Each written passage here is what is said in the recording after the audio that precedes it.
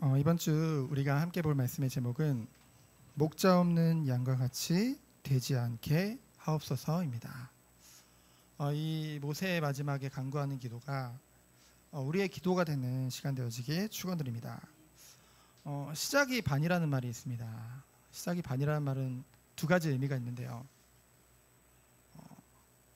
먼저 미루지 말고 시작부터 하라는 거죠. 시작하기까지가 굉장히 힘들잖아요. 두 번째로는 시작을 잘해야 끝까지 그것이 이어져 가지고 잘할 수 있다는 것을 말하는 것이죠. 사람들이 보통 시작은 열심히 합니다. 아주 화려하게 하죠. 하지만 끝을 잘 맺지 못하는 경우를 우리는 많이 보게 되어지죠. 그렇게 되면 어떻게 되나요? 아무리 시작이 좋았어도 실상은 실패한 것이 된다는 것이죠. 그래서 시작이라는 것은 굉장히 중요하지만은 사실은 끝이 더욱더 중요한 것입니다. 오늘 본문에 보면은 하나님께서 모세에게 그의 죽음에 대해서 예고하셨어요. 그리고 그 말을 들은 모세의 마지막 간구가 기록되어져 있습니다. 모세는 신명기 32장 29절에 보면은 그의 고별 설교 그 끝부분을 보면은 종말을 생각하고 사는 것이 지혜라고 했어요. 모세가 자신의 인생을 아름답게 마무리한 것은 언제나 끝을 생각하며 살았기 때문이라는 거죠. 그래서 누구든지 한 번은 찾아오는 종말을 생각하며 사는 것이 굉장히 중요하다는 것입니다. 왜냐하면요, 그렇게 되면은 앞의 것에 연연하지 않게 되어지죠. 영원한 것을 바라보게 되어지죠. 특별히 구원받은 성도라고 한다면은. 근데요, 그와 더불어 더 중요한 것이 있습니다. 모세가 끝까지 하나님께 쓰임을 받고 끝까지 하나님의 은혜 안에서 주님이 원하시는 그 기도를 할 수 있었던 이유는 모세가 훌륭해서도 있겠지만은 하나님의 은혜가 끝까지 그를 붙잡고 있었다는 것이죠. 사람들은 이런 말을 합니다. 어찌 저 사람이 저렇게 변했을까? 왜 사람들이 믿음이 있어 보이는데 왜 나중에 가면 변질되어질까? 이런 표현을 많이 하죠. 여러분, 인간은 사실은 변질될 게 없는 존재입니다. 왜냐하면 아담과 하와 이후로 전적으로 부패했거든요. 죄의 속성을 누구든지 가지고 있습니다. 단지 하나님의 은혜로 그것을 이겨내고 승리할 수 있는 것이죠. 그런데 하나님의 은혜가 떠나게 되면 어떻게 될까요? 처음에는 뭔가 자기의 힘으로, 자신의 양심으로, 뭔가 자신의 노력으로 할 수 있겠지만은 그것을 끝까지 유지할 수는 없다는 것이죠.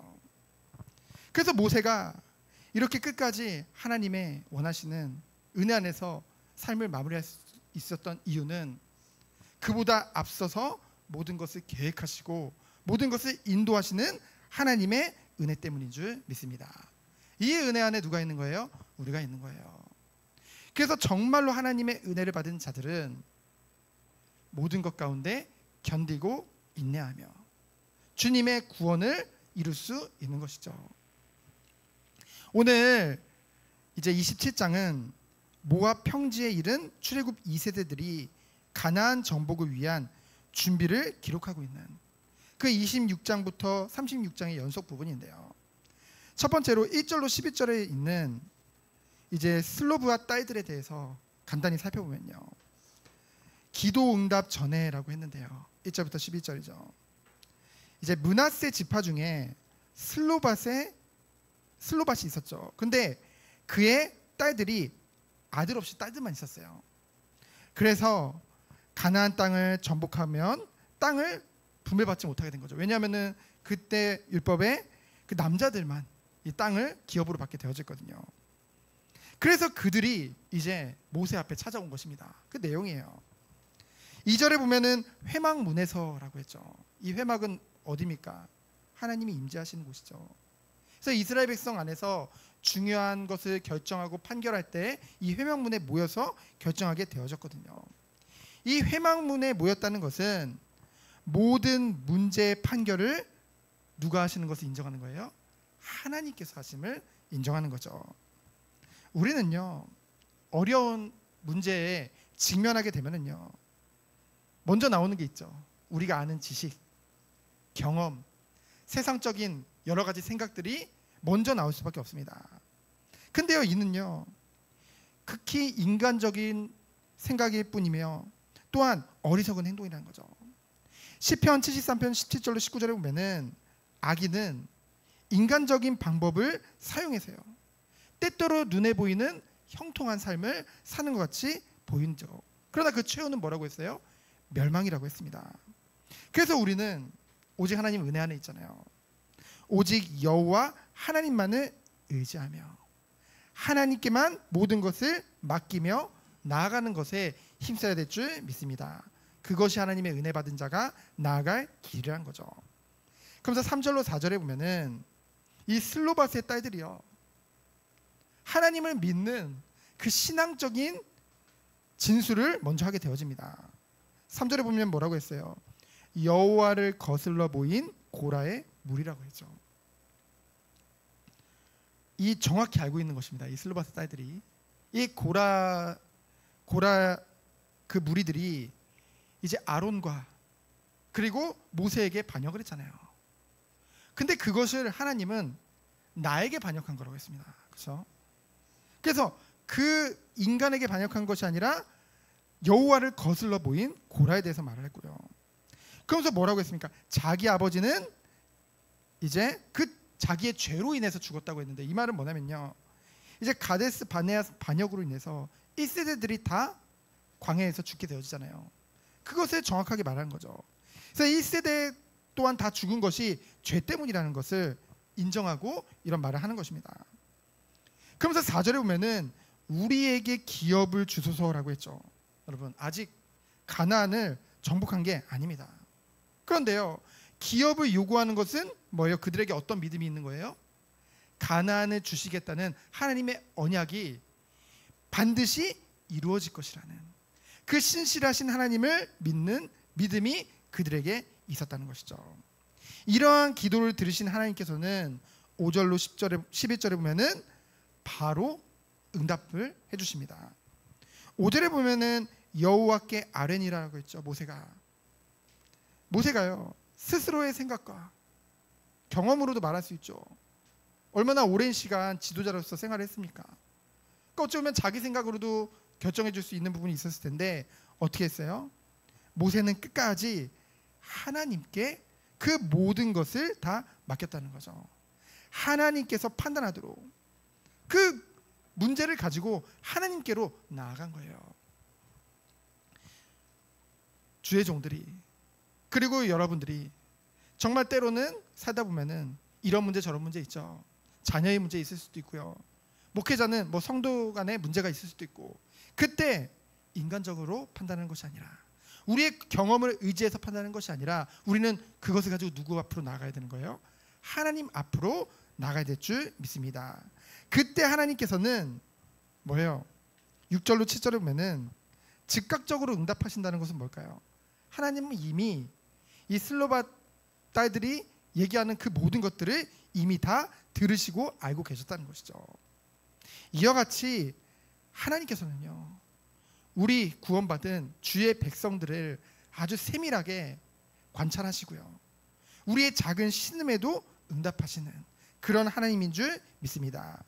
그래서 바로 이것이 슬로바 딸들이 인간적인 욕심의 기업을 요구하는 것이 아니라 믿음의 근거에서, 하나님 있는 믿음의 근거에서 말하는 것을 아셨기 때문에, 하나님이 인정하셨기 때문에 그것을 바로 들어주라고 모세에게 명령하시죠. 여러분, 하나님은 하나님의 뜻에 합당한 간구를 결코 외면하는 하나님이 아닌 줄 믿습니다. 하나님은요, 은혜로우신 하나님이잖아요. 그래서 하나님의 참된 기도의 응답을 막을 그 무엇도 존재하지 않는다는 거죠. 다른 말로 하면 뭐예요? 누구도 하나님의 참된 기도에 대한 응답을 막을 자가 없다는 거예요. 그러면 우리가 기도 응답을 못 받는 이유는 어디에 있을까요? 바로 야고보서 4장 3절에 보면 뭐라고 했어요?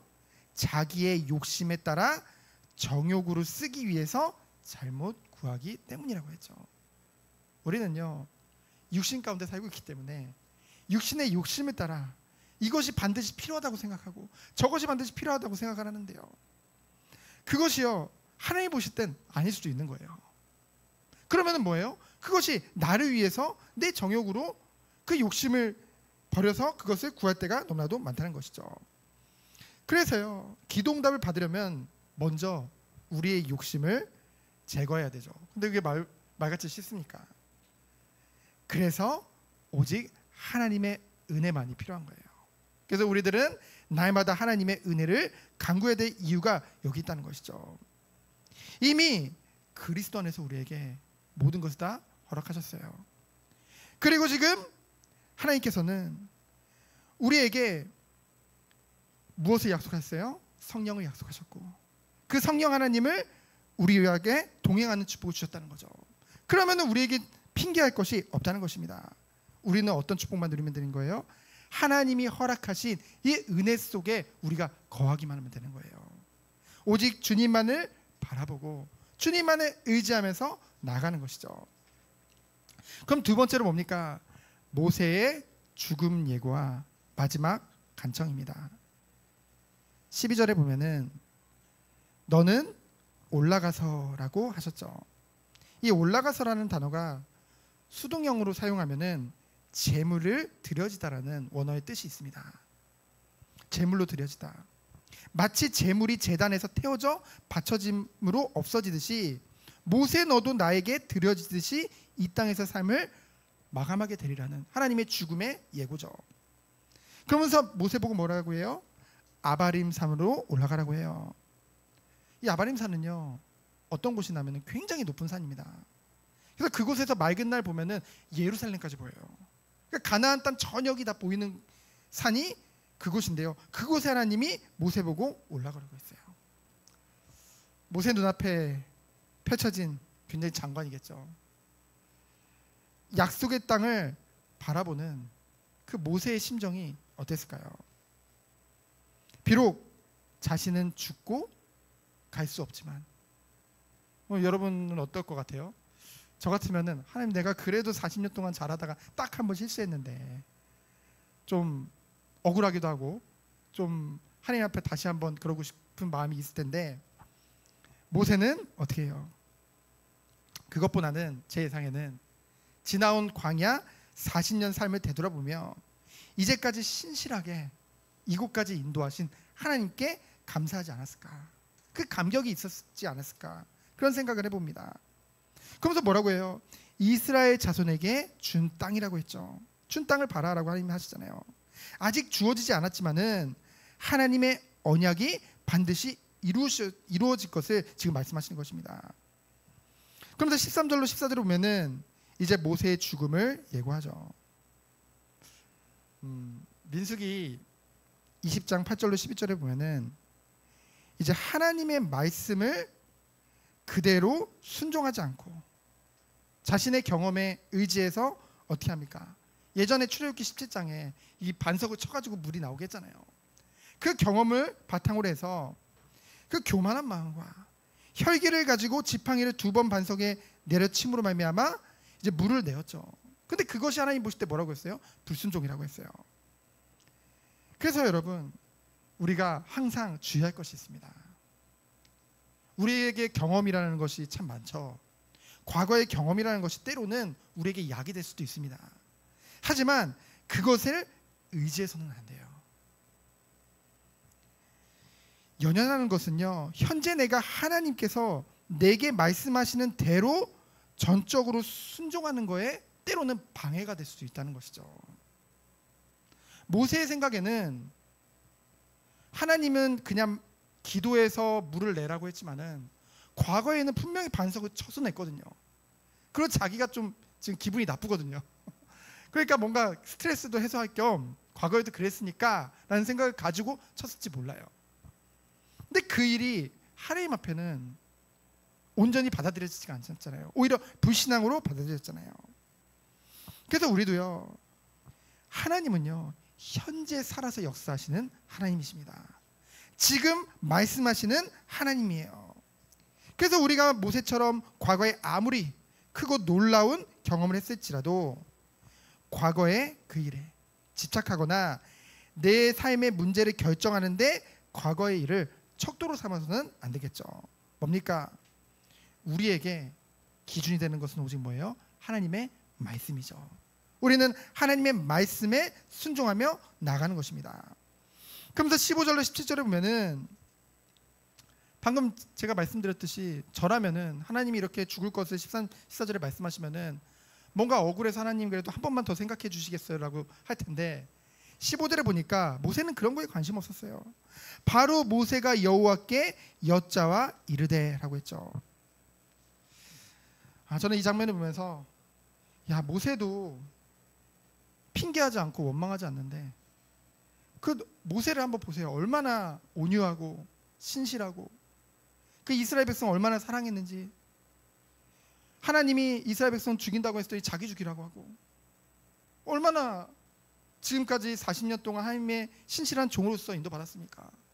그런 모세임에도 원망이나 불평 안 했는데 제가 이걸 보면서 내가 뭐라고 내가 뭘 잘했다고 때로는 하나님의 앞에 뭔가 좀 섭섭한 것도 생기고 하나님 앞에 원망까지는 아니지만 그런 것도 생기고 그런 모습을 좀 되돌아보게 되어졌습니다. 우리는요 하나님 앞에 우리 자신을 바라보면요 우리는 죄인이었잖아요. 여전히 우리는 의인이면서 죄인이잖아요. 그래서 날마다 하나님의 은혜가 필요하고 그리고 이것을 생각할 때 하나님이 우리에게 상관없이 베풀어 주신 그 사랑과 은혜에 감사할 수밖에 없다는 것이죠. 그래서 16절로 17절에 보면은 이스라엘의 앞날을 걱정하며 그들을 위해 기도하는 참된 지도자의 그 모습을 우리는 보게 되어집니다. 16절에 보면은 뭐라고 했습니까? 모든 생명을 주관하시는 하나님께. 이 말은 뭡니까? 모든 생명을 주관하신다는 것은 인간뿐만이 아니라 모든 동물과 모든 살아있는 것들을 다 주관하시는 하나님. 이것은 하나님의 완전하신 주권을 인정하는 거죠. 그래서 그 하나님께 지금 간구하는 겁니다. 뭐라고 해요? 17절에 보면은 그들이 목자 없는 양같이 되지 않도록 그들을 인도할 목자를 세워달라고 기도하는 것을 우리는 보게 되어집니다. 여기서 주는 교훈은 뭡니까? 첫 번째로 기도의 결과까지 하나님께 맡기는 모세입니다. 사실 신명기 3장 25절에 보면은 모세도요. 지금 여기서는 이렇게 얘기했지만은 이제 마지막에 신명기 3장에 보면은 모세도 가나안 땅에 들어가고픈 그런 마음을 하나님 앞에 살짝 비춰요. 3장 25절에 보면은 그래서 하나님께 조심스럽게 간구하죠. 제가 저기 같이 들어가면 안 되겠습니까? 근데요 하나님의 대답이 뭡니까? 26절에 보면은 그만해도 족하니 뭐라고 해요? 이 일을 다시 내게는 말하지 말라고 말씀하십니다. 지금까지 하나님께서 모세에게 베푸신 은혜만으로도 족하다는 거예요. 이 장면을 보면 누가 생각나나요? 바울이 생각나죠. 바울. 전도자 바울이 정말 하나님의 이 복음의 생명의 복음을 들고 곳곳을 전도하고 선교를 하면서 다녔어요. 근데 그 바울에게는 질병이 있었습니다. 질병. 그래서 뭐 역사를 보면은 뭐 간질이 있었다라는 얘기도 하고요. 그래서 뭐 설교를 하다가 복음을 전하다가 뭐 거품을 물고 쓰러지기도 하고요. 곳곳에 뭐 눈에는 또 안질도 있고요. 여러 가지 질병들을 다 가지고 있었대요. 그래서 이 바울이 기도하잖아요. 자신의 육체를 가시를 제거해 달라고 하나님 앞에 기도하죠. 근데 그 간구한 바울에게 하나님은 마치 모세에게 말씀하셨듯이 똑같이 말씀하시죠. 고린도서 12장 9절에 보면은 내 은혜가 내게 족하다라고 말씀하십니다. 우리가 스스로 우리의 기준으로 생각을 해봐도 모세가 약속의 땅에 같이 들어가면 얼마나 또 아름답겠습니까? 그렇죠? 그리고 우리 생각으로는 바울에게 그러한 질병이 없으면 더 힘있게 하나님의 복음을, 이 생명의 복음을 건강하게 더 많은 사람들에게 전할 수 있을 거 아니에요. 그리고 그렇잖아요. 이 복음을 전하고 설교를 할 때도 제가 여러분 이렇게 정장을 입고 서서 하는 게 낫지, 제가 뭐 눈에 보여지기에 뭔가 너덜너덜한 그런 옷을 입고 여러분 앞에 설교하는 것보다는 뭔가 갖추고 설교하는 게 낫잖아요. 생명의 그 능력의 예수 그리스도를 증거하는데 자신은 굉장히 막 병에 시달리고 굉장히 힘들어하는 모습을 보인다고 한다면은 뭔가 하나님의 영광을 가린 것 같은, 그것이 우리의 기준이잖아요. 근데 하나님은 뭐예요? 내 은혜가 내게 족하다는 거죠. 그래서 저는 이것을 보면서 무엇을 봤냐면요, 하나님은 합리성을 따지는 것이 아니라 하나님은 하나님의 뜻대로 이루시는 하나님이시구나. 근데 중요한 건 뭐예요? 마태복음 7장 11절에 보면은 가장 좋은 것을 자식에게 주는 하나님인 줄 믿습니다. 그래서요, 기도 응답이 때로 없으면요, 그것이 내게 좋은 것이라고 생각하세요. 그런 예가 많이 들잖아요. 게임에 중독된 아이가 더 좋은 게임기 달라고 기도하면은 안 주는 게 응답이다. 그렇죠? 우리가 기도응답이 없으면 그것이 내게 좋은 것이라고 생각하세요. 왜냐하면 하나님은 자녀에게 가장 좋은 것을 주시는 하나님이기 때문에. 그래서 우리는 어떤 상황 속에서도 뭐 할 수밖에 없는 거예요? 감사할 수밖에 없다는 것이죠. 그러면서 오늘 15절에 17절에 이제 목자를 놓고 기도한 이유가 뭘까요? 모세가 봤던 거죠. 목자 없는 양이 어떻게 되는지 알잖아요. 양은요, 시력도 어둡고요, 지능도 그렇게 높지 않아요. 그 목자가 보살펴주지 않으면요, 그릇된 길로 가고요, 위험한 곳도 그냥 가고요, 방황할 수밖에 없다는 것이죠. 그 목자가 너무 중요하다는 거죠. 이 모세가 얼마나 멋진 목자였습니까?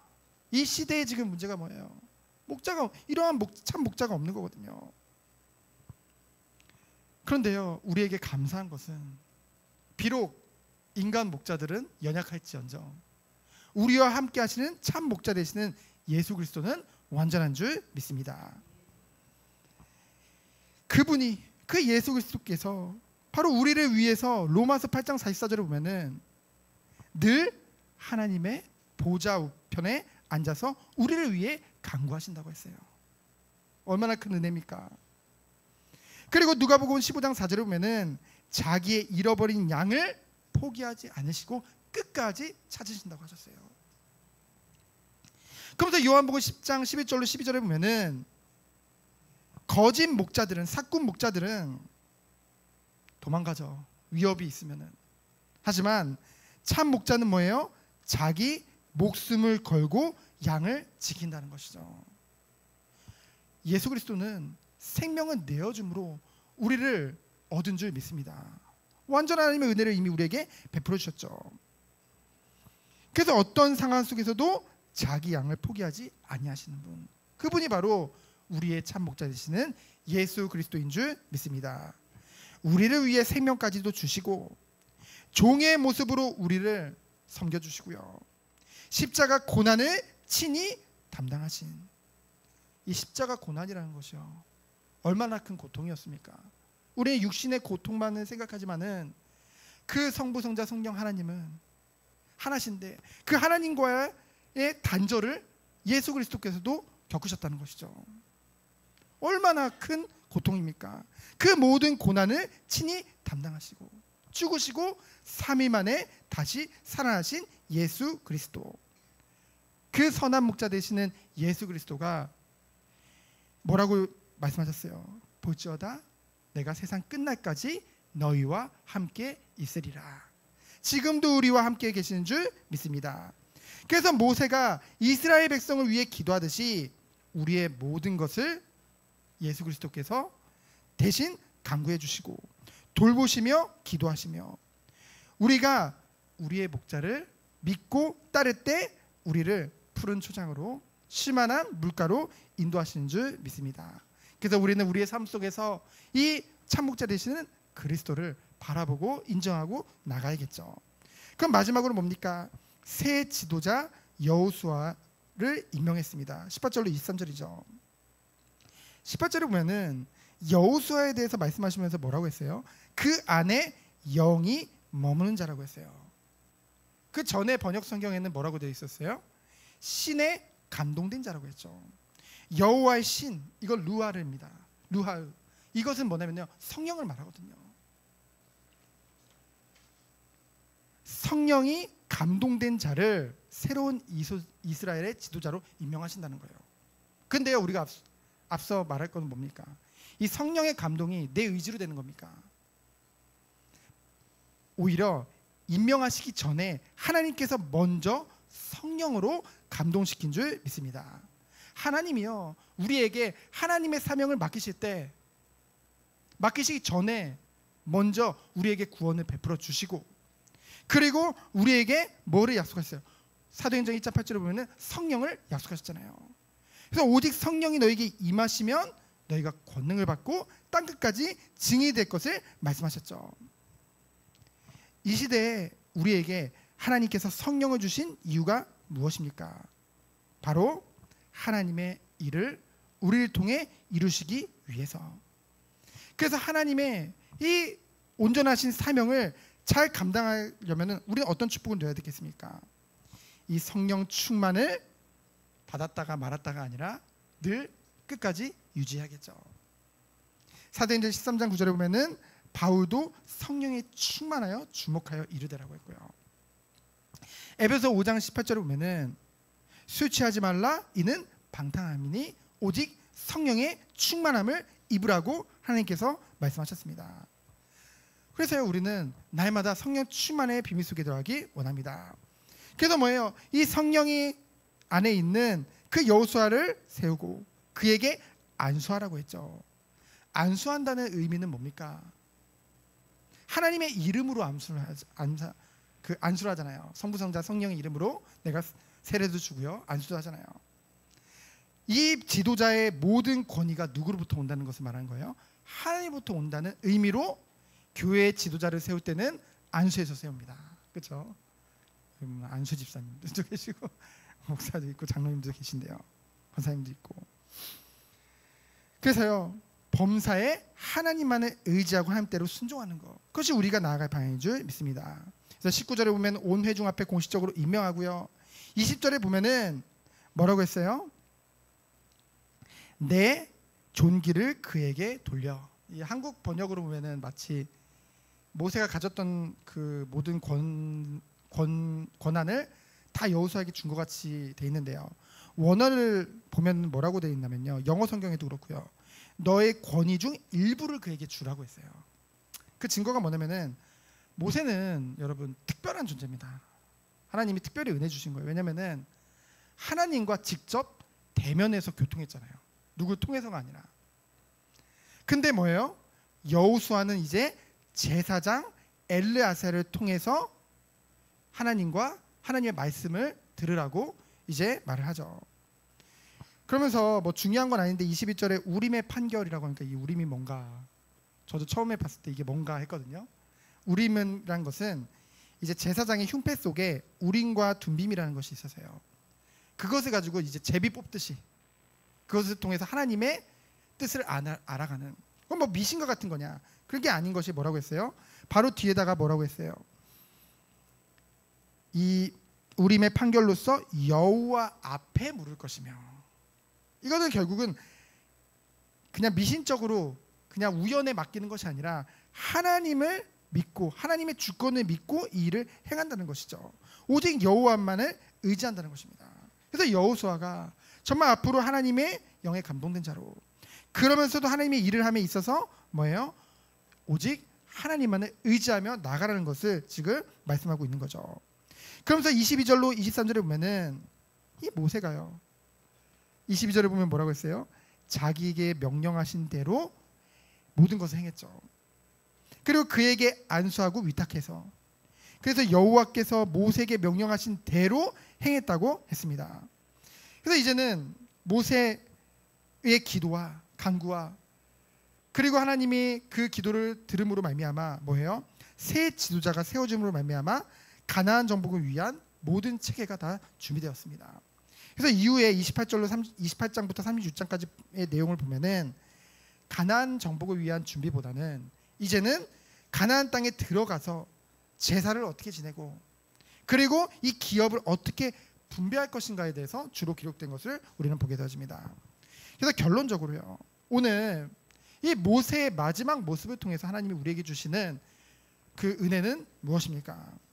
바로 끝까지 하나님께 순종하는 모세의 모습이죠. 이 하나님께 순종한다는 것, 말씀 앞에 순종한다는 것이 생각만큼 쉽지가 않습니다. 우리는 하나님을 사랑한다고 하는데요, 하나님을 믿는다고 하는데요, 사실은 어떻게 하는 것이 하나님을 기쁘게 하는 것이 알지만은 우리는 육체의 즐거움을 따라갈 때가 더 많습니다. 그렇죠? 우리가요 순종하지 않을 때가 너무나도 많다는 것이죠. 그럼 우리는 어떻게 해야 될까요? 싸워야겠죠. 영적인 싸움을 싸워야겠죠. 그러면서 모세는 뭡니까? 정말로 자기가 죽는 거 그거에 관심 없었어요. 그거보다는 자기가 하나님 품에 안기고 나서 그 남은 이스라엘 백성들을 위한 기도를 했죠. 그것은 뭡니까? 정말로 이 시대에 필요한 것이 무엇인지를 하나님이 모세에게 은혜로 알게 하셨다는 거예요. 우리가 이 시대에 정말 필요한 것이 무엇인지 알고 기도하는 우리가 됐으면 좋겠습니다. 아까 장로님도 기도하셨지만은 이제 한국 교회에서 10월 27일 날이죠. 이제 광화문과 시청에 다 모여서 연합 예배를 드리기로 결정했습니다. 그래서 모든 교단, 대부분의 교단들이 다 결정을 했는데요. 저는 처음에는 이것에 대해서 좀 회의적이었어요. 뭐 차별금지법 막 얘기하면은 막 음모론 같고 그리고 뭐 하나님이 계신데 안 맞겠냐, 뭐 우리가 인간의 힘으로 그런 거를 왜 하냐, 우린 기도만 하면 되지라는 주의였어요. 근데 보니까 이번 올림픽 때도 여러분들이 보셨겠지만은 예전에는요 이제 성 전환 수술을 해야만 이제 성을 바꿀 수가 있었잖아요. 근데 이제는 미국에서는 내 성을 바꾸는데 30분밖에 안 걸립니다. 뭐냐면 성전환 수술 안 해도 돼요. 내가 생각했을 때 나는 여자다 이러면 여자예요. 주어져요 그게. 이번 올림픽 때 남자 선수로서는 400 몇이었는데 이번에 올림픽 여자로 나와서 1등을 했잖아요. 근데 그 사람 성전환 수술 안 했어요. 그럼 그 시대가 지금 우리 앞에 나와 있습니다. 그리고 이번에 미국에서 공부한 목사님을 이번 주에 만나서 저번 주에 만나서 같이 얘기하는데요. 그 목사님하고 같이 공부했던 목사님들이 오랜만에 교회에 왔대요. 근데 이분들이 교단에서 쫓겨났대요. 이유가 뭐냐면은 동성애를 죄라고 해서 실제로 쫓겨났어요. 그래서 미국의 많은, 유럽의 많은 교단들이 지금 동성애는 법이 아니다. 그래서 제가 나중에 같이 오늘 말고 나중에 한번 볼 일이 있으면 보겠지만은 그 미국의 감리교 교단에서는 트랜스젠더 목사가요 화장을 하고 앞에서 이렇게 하면서 여기 목사 가운에 무지개가 들어가세요.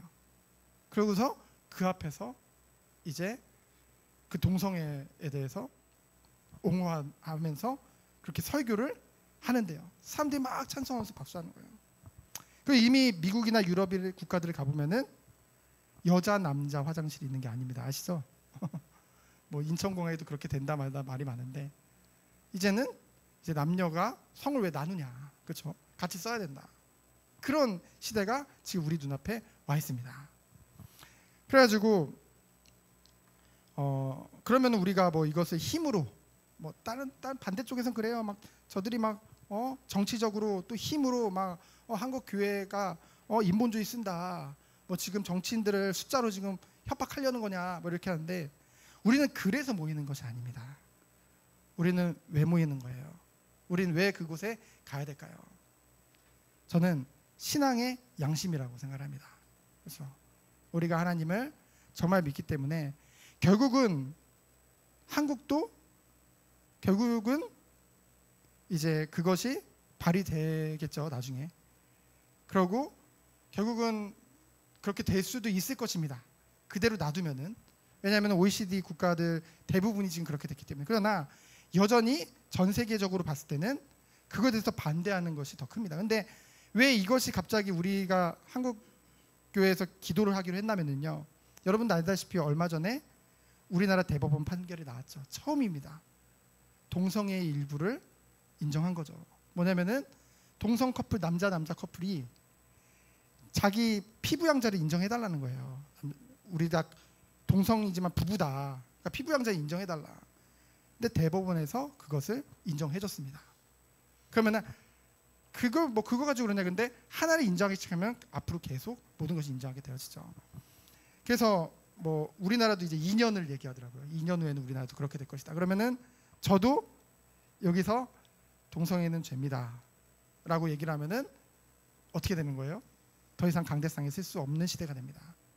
그 시대가 이제 우리 눈앞에 와 있는 거예요. 그러면은 우리는 어떻게 해야 될까요? 뭐 하나님이 하실 거니까 라고 하는 것보다는 우리가 진짜 하나님 앞에 의인의 기도는 간구하는 역사가 크다고 했잖아요. 그렇죠? 정말 우리들이 하나님 믿는다고 한다면은 가서 기도해야겠죠. 우리 다음 세대를 위해 정말로 기도해야겠죠. 그래서 우리 교회도 10월 27일 날은 오후 예배가 없고 이제 지하철을 타고 이동해서 같이 그 연합 예배에 같이 참여하려고 합니다. 그래서 정말 우리가 우리 후대들에게도 우리 자녀들에게도 우리가 이때 2024년 10월 27일 날 우리가 이것을 위해 같이 너도 갔었고 같이 기도했었다. 이런 뭔가 영적인 유산 또한 남겨줬으면 좋겠습니다. 그래서 결론으로 또 이 모세의 마지막 모습을 통해서 세 번째로 우리에게 주신 은혜 뭐예요? 하나님이 은혜로 주신 것을 끝까지 유지했다는 것이죠. 정말로 우리 또한 이 축복을 누리기 원합니다. 그래서 우리 다음 세대에 정말로 목자 없는 양과 같이 우리 후대들이 방황하는, 결국 교회가 무너지면은 죄가 세상 가운데 관영하게 될 수밖에 없고, 그러면 주님 오실 때가 된 거긴 하지만은 그래서 그것을 우리가 기도로서 계속 막을 수 있다고 한다면은 막으면서 나아가는 우리 성도님이 됐으면 좋겠습니다. 이 은혜와 축복이 우리 모든 우리 성도님들이 있기를 예수 그리스도 이름으로 축원드립니다. 시간 기도합니다. 하나님 감사합니다. 하나님 원하시는 참된 기도가 우리에게 시작될 수 있도록 주께서 축복하여 주옵소서. 살아계신 예수 그리스도 이름으로 기도합니다. 아멘.